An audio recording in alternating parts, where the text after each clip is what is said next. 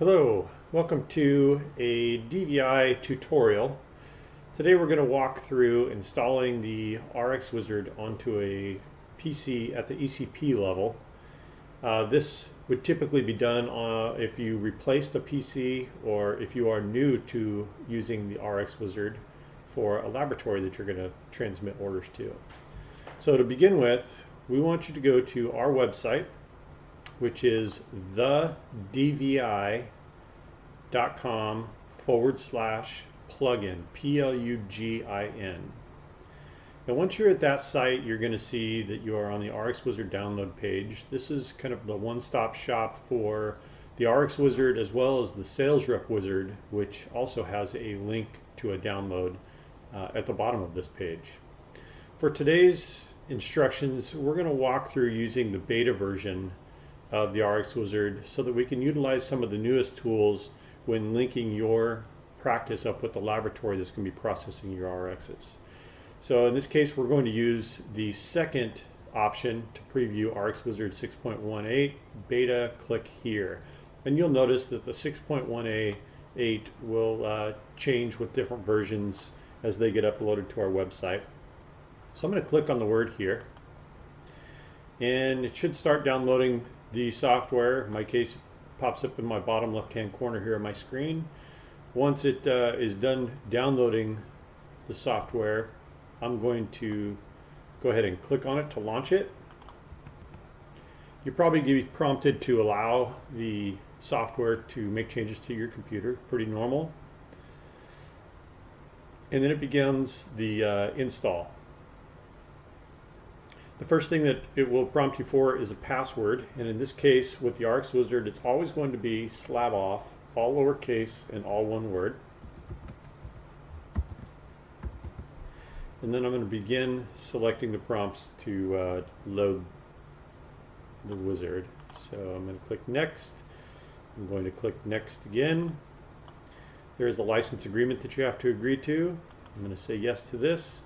It's going to install the software on my C drive on my computer. We typically recommend that you just allow it to use the defaults that are set up here, but you certainly can get your IT team involved and they can put it where they need to put it. I'm going to select next. It's going to put in a program folder as well as an icon onto your computer. Let's say next here, and then it downloads the software. Once it's done, I'm going to click finish, and you'll see that it just shows up, or it just goes back to your browser screen. I'm going to minimize this, and now I have a wizard icon on my desktop. I'm going to launch it by double click on it, and the first time that you launch this, you're going to get this DVI remote entry options, kind of a default setting page, and we just want to talk about a few of the things in here that we want you to set. Depending on what your laboratory is going to be doing for you. In my case, I'm going to set this up so my lab is going to edge and mount all my work. I don't do any in-office edging. The default frame status, in my case, is always going to be a frame to come. I'm going to take the patient's frame or the frame that the patient has purchased, and I'm going to send it over to the lab. The job ship options, we typically recommend that you leave that at D. What this does is it updates on your RxWizard, updates the job as shipped when the laboratory ships it out. You can choose to manually ship it, which means maybe you receive the job back from the lab and you dispense it, and then at that point you come in here to the RxWizard and you mark it as shipped. That means that the patient definitely has it on their face, maybe. In my case, I'm going to go ahead and just leave it as the default D. The days to keep archive jobs, our default is 9999. You can definitely trim that down a little bit if you don't need that much data to be kept. The auto print jobs is set to no. What this does is if this was set to yes, once you save a job in the Rx entry screen, it would automatically print off a hard copy of that order that then you could put in maybe the patient tray or the patient file. Oftentimes we recommend that you don't print that off, simply because you do have the option of coming into the RxWizard and viewing the orders as they were entered and submitted to your lab. So you typically don't need a hard copy of the orders. So I'm going to leave this to no. Auto print frame packing slip. Since all my orders are going to go over as a frame to come, I want to turn this on so that it does print off a packing slip for every job that I transmit as a frame to come.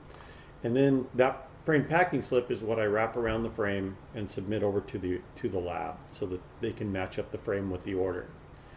The rest of these things are pretty standard. I don't really think we need to talk about too many of them. A couple of them that I do want to talk about that are oftentimes used is the ability to prompt for an AR coding. If you enter a job that you did not include an anti-reflective coating on the order and you go to save it, it will just pop up a banner letting you know that this one did not have an anti-reflective coating on it. And you can either edit the job and put it in at that point or just simply click OK and move through the warning.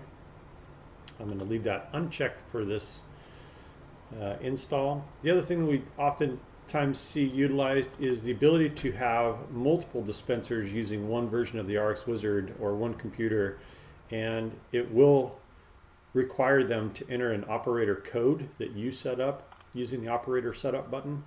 And what that does is it enables you to keep track of who submitted what orders to the lab. Again, I'm not going to use it for this install, but those are typically the ones that we see used. I'm going to select OK at the bottom left here. So now that is the Rx entry of the wizard, the software is in place. Now I need to put my account information and link it up to my laboratory. So I'm going to come up to the top where it says Setup, and I'm going to select Accounts. So you'll see, since this is a fresh version of the RxWizard, I currently don't have an account set up. I'm going to click the Add button at the bottom. And if this is just a new PC, maybe you're already using the RxWizard, you may have your account name, web ID, and password handy that you could just simply put in the screen and select OK, and it will get us through this first step. In this case, I want to walk through the new tools that we have that if you don't know this information, we can fetch it automatically from the website using the new wizard tools. So in this case, I'm going to select the Fetch or Change Password button in the middle. And if you use multiple labs, we do require you to enter information for 2 laboratories. If you're only going to be using one lab through the RxWizard, one DVI lab through the RxWizard, we will just need to enter this information for the lab you're going to be transmitting orders to.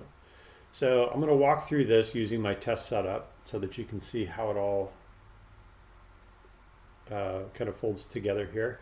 The account number that I have at my laboratory is 7777.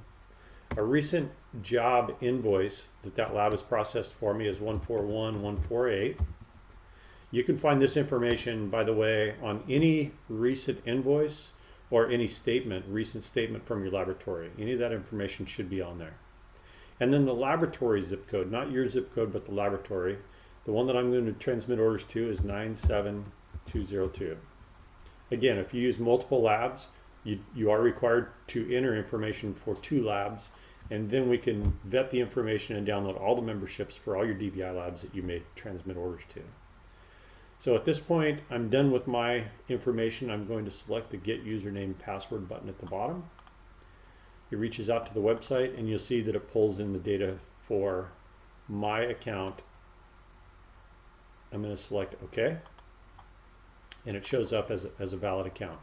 So I'm going to select OK at the bottom right hand corner, and at this point it's going to ask you or prompt you that you need to allow the system to reach out and link you to the laboratories with the data that you have entered into the setup screen. I'm going to say yes here, and you see that it reaches out to the website and then just kind of goes away.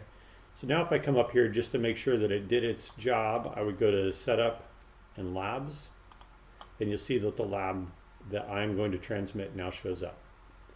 So I don't need anything in that screen.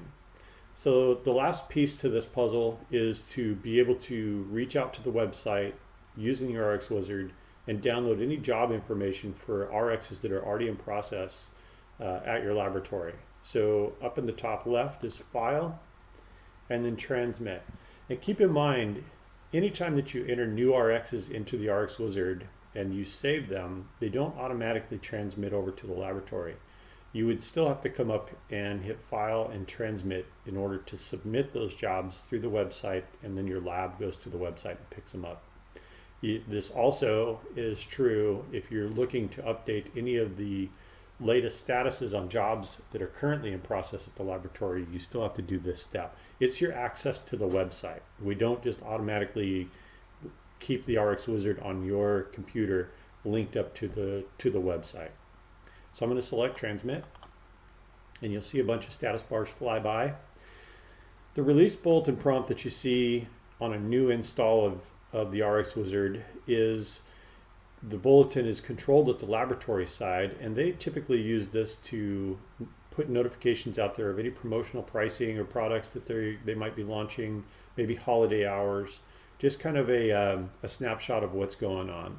So you can choose to view this at this point. I'm going to say no. The only time that you get this release bulletin prompt is during a new install, such as this of the RxWizard, or if the laboratory has updated something on that bulletin, it's going to notify you by giving you this prompt, and you can choose to view it at that point. I'm going to say no. So now we should be linked to our laboratory. We should be able to submit orders. I can go up to the New Job button at the top, and you'll see that the screen kind of comes alive. Your lab's logo should appear in the right-hand side. If you use multiple labs, they should show up in the lab drop-down. If you have multiple, maybe doctors that have separate account numbers for these labs, they should show up in the account drop-down. And at that point, you're free to start entering and transmitting orders to your laboratory. They will show up. I'm going to say cancel here. They would show up over here in the top right-hand corner where it says order lookup. If you have orders in process at the lab and you hit the order lookup, that file transmit should have downloaded that data. You should see all your jobs that are in process at the lab at this point. You have a whole bunch of different search functions here, whether by account number, patient number, RX, so on and so forth. You have help windows with this key up in the top left-hand corner, that the way that the jobs maybe display, we go through and we define what the different colors are, we define what the different statuses mean. So a lot of information that you can go through up here. One thing I will point out is if your IT wants to load the RxWizard on a server and then map drives from different PCs out on the office floor to that server, so you have one application of the RxWizard running, there are some setup options here, and one of them is a network setup. And this would describe to your IT folks what they have to do to install this on your server and then map drives from all your PCs out on the floor. So that's definitely an option for you.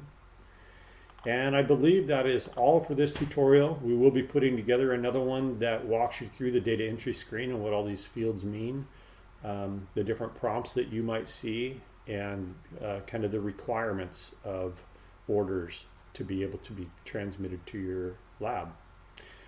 Keep in mind, if you have any questions or issues with the RxWizard, to contact your laboratory that you transmit orders to. They will support you with this application and should take great care of you. So thank you so much for joining us, and we look forward to the next one.